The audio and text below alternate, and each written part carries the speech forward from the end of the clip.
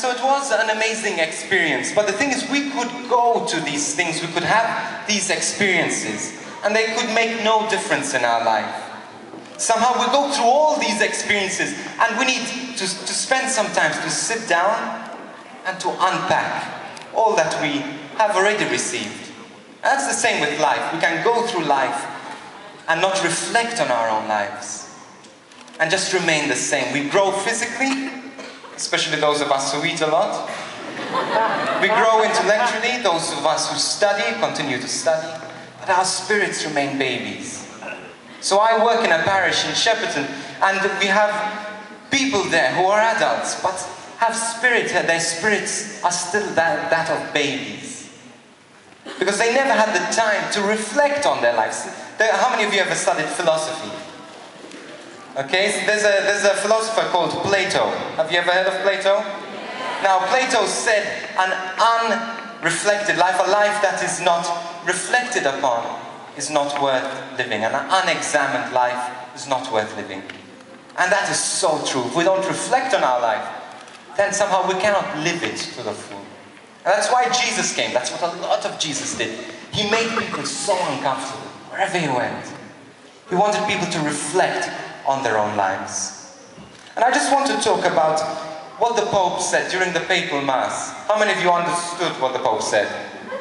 It was in Spanish. It was difficult to understand, and plus I actually was, during the papal mass, I woke up during the penitential rite. I dozed off and I didn't even realize. That was really bad. And so obviously I didn't concelebrate with the rest of the priests. So I was still stuck in my area. Plus anyway, I was all mud, and it was very... because we unpacked our sleeping bags before the gale and before the rain came. And so all my sleeping bag got all mud and yucky. So yeah, I didn't want to concelebrate with that. But anyway, it was... what the Pope spoke about was something so amazing. He spoke about a friendship with God. Now, as I was saying at the beginning, we are called to live life to the full, to enjoy life. To put the speakers of our car full on and to shout and to enjoy all that God has given us. And not be so serious. As Catholics, sometimes we're with our hands together, our heads to the right, with a candle in our hand. We're so sweet and so holy. But that's not what holiness is about. Holiness is about taking what you have and making the most out of it. And that includes our relationship with God. Making the most out of that relationship. Now, this is what the Pope spoke about. God wants us to have a relationship with Him. He wants us to have this friendship. But how can you have, I'm going to ask you, how can you have a friendship with God? What does a friendship include? What do you do to establish a relationship, a friendship? Communication. That's a very important part. And now what is communication? I speak to you like this and I'm talking to you. And you never talk back to me. Is that a relationship? Now, there's one thing I often ask is, sort of, can you have a relationship? I'm going to ask you this question. How many of you think you can have a relationship with a teddy bear? Yeah. Come on, be honest. Yeah. Yeah, one. Okay, two. Okay, there are some who... And that's fair enough, because, you know, sometimes you're feeling lonely and don't feel like doing anything. You just have an argument with your parents, and you just want to run to your room and just cuddle your teddy bear. I just got a dog, a little dog, a Maltese Shih Tzu. He's so cute. And he's a parish dog, actually. But he just he runs into my room and comes onto my bed and just stays there. And somehow that's so amazing, so comforting. Somehow you can have a relationship with a dog, can you not? Yeah. In that sense, you play with the dog and it plays back, it communicates back. But somehow with a teddy bear, in a sense you have a relationship, but it's probably a relationship with yourself, projected onto that teddy bear. And that's good, that's good.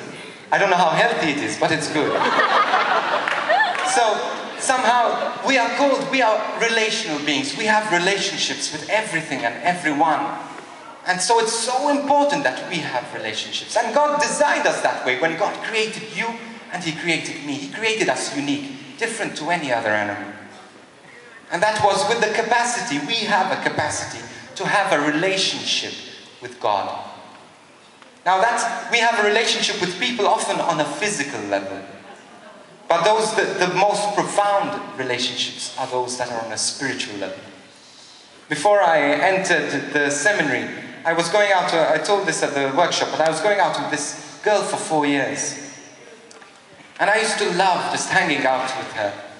And my favorite moments were the times we used to watch TV, and I just used to sit by next to her and not say anything, and she wouldn't say anything. Somehow there was that connection. I was very aware of her presence there, and she was very aware of my presence there. And I think that's so important in relationships. That's like a sort of a spiritual, emotional connection.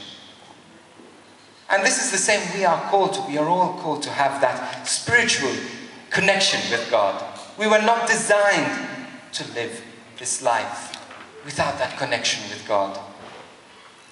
Life hands us too much rubbish, too much to handle, too much to deal with by ourselves. So we need this relationship. We need this communication with God.